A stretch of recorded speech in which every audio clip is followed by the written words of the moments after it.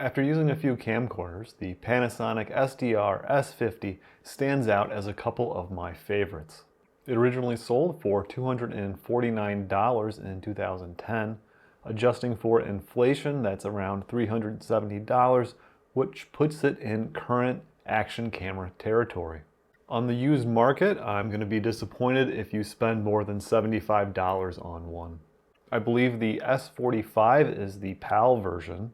The T50 has 4 GB of built-in flash memory, and the H85 has a 80 GB hard drive. That is a feature that I would avoid with any camcorder. Hard drives are mechanical and prone to failure. At this point, they've been discontinued long enough to where it is a surprise to come across one that is still working. The 800,000 pixel 1/8 inch CCD is going to have a similar look to earlier cameras, whether they record onto tape or discs. The tech in the camera was old when it was released. It's one of the last CCD cameras that Panasonic made, but because of how new it is compatible with SDXC memory cards. I understand the appeal of physical media and ridiculous tapeless setups, especially if you didn't grow up with these. However, I would rather just stick an SD card into a reader and have zero problems and not need to have any additional equipment. Another benefit is, in addition to being able to record 16:9 or 4:3, it can record in MPEG-2 or H.264. The lens can zoom from 1.48 millimeters to 104, and the aperture goes from f1.9 to 5.7. In 35mm equivalent terms, that is 36.5 to 2571 millimeters in a 16:9 aspect ratio. I would prefer that the camera could go a little bit wider. Equivalent of 28 millimeters would be ideal, but I think that if that was the case, they would have had to use a larger sensor. At a certain point, well before the maximum zoom range, everything just turns into a wobbly mess. If you want to make it even worse, there are digital zoom options. The first is to 100x and then 3500x, which is just ridiculous. I'm pretty sure that that was just put in there for advertising. It's an easy thing that they can raise with each model that they release. The body is all plastic, which I don't mind. Rubber is easily damaged, the adhesive can dry out, or it can degrade into goo. The vinyl on the hand grip on both cameras is starting to flake off, and it doesn't look like it would be something easy to replace. It weighs 256 grams, which is similar to a phone. That opens up the option to use it with the cheapest of gimbals or a handle. It fits into coat pockets and small belt bags. I wish it had an automatic lens cover and light like the Canon FS10 and FS20. Having that light next to the lens is going to help create that vintage run and gun feel. Plus it's helpful because CCDs are not good in low light. It has a front-facing stereo microphone that I think works pretty well for what it is. And now I will go back through and edit the audio in Audacity to see if that changes anything. Which is good because there is no mic input, though there is an option to help cancel wind noise. Overall, I prefer the menu and controls on the S50 over that on the Samsung or Canons. I just find them easier and more intuitive to use. On the bottom is a standard quarter inch tripod mount with alignment hole, which I do wish was on more cameras, as I find that very helpful. There is no cold shoe for accessories. Next to the zoom rocker and photo button, there is the button for the optical image stabilization. That, combined with the ergonomics, makes it easier to get stable footage than with an SLR styled body. After turning the camera on, closing the LCD will turn it off, and opening it will turn it on again. This makes startup much faster. You can just pull it out of your pocket, open it up, and you're ready to go. The LCD is 2.7 inches and has 132,000 dots. I'm not sure what the actual resolution is, but it's going to be smaller than 320 by 180. The screen is difficult to use outdoors in sunlight because it does not get very bright.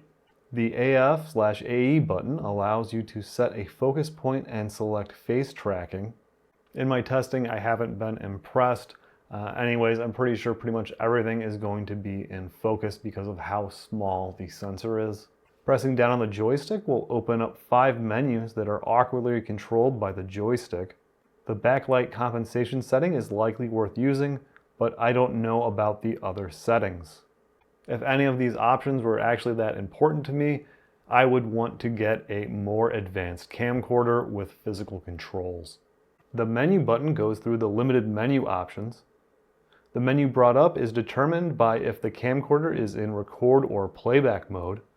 Any questions about these settings can be best answered by reading the manual, which I will link in the description below. Recording defaults to using the MPEG-2 codec saved as .mod files, and MPEG-2 is the codec that was used for DVDs. Pressing the long record button will switch the encoding to H.264 and use MP4 files. The H.264 codec is about twice as efficient, so it is the one that I choose to use. The optical image stabilization can be set to active for moving or walking, on for a handheld stable scene. It's possible to switch from intelligent auto to manual focus, but it's awkward. If you need manual controls, have fun with the tiny joystick, or again, save yourself the hassle and just buy a more advanced camcorder. There's also AV and USB mini ports. It's nice that they aren't proprietary, but I'm not hooking it up to a TV or computer. When I want the files off of it, I'm going to remove the SD card and use a card reader because I'm pretty sure that it will transfer at USB 2.0 speeds, which is going to be slow.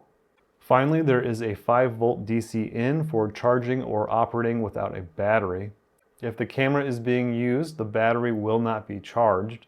I use a universal battery charger, so I don't have to track down chargers for every camera I come across. In terms of video quality, I think it meets what you should expect out of a standard definition CCD entry-level camcorder. I don't care about getting the best quality video. If I wanted that, I would track down a 3 CCD camcorder that was able to record 1080p. To share online, you're probably going to need to upscale the video. I'm not sure what the minimum resolution requirements are for uploading to various platforms, but they are probably higher than standard definition. After I get through testing various open source video upscalers, there will be some videos on that. There are 3 different capacity batteries that can be used with the camera. While they can't be found new, third-party options are available. I have one original that is a 90 and a third-party one that is equivalent in size to the 180 battery. SD cards with at least a Class 2 speed are required to record video. You'll have to try pretty hard to find an SD card that isn't capable of that. I like this better than the FS10 or FS20, which are limited to SDXC cards. I think the Panasonic S50 is a fun and easy to use camcorder. It's a good entry point if you're looking for a CCD that can record standard definition video. A couple other cameras which are similar, and you might want to keep a lookout for these and go with one that you get a deal on, is the S7, which has a 1/6 inch CCD, which means that it is larger, so you should get a little bit better video and low light performance out of it. Or the S26, which I believe has the same 1/8 inch CCD sensor as the S50. If you're into camcorders, watch another great video so you can learn even more. Please subscribe if you haven't, and thank you for watching.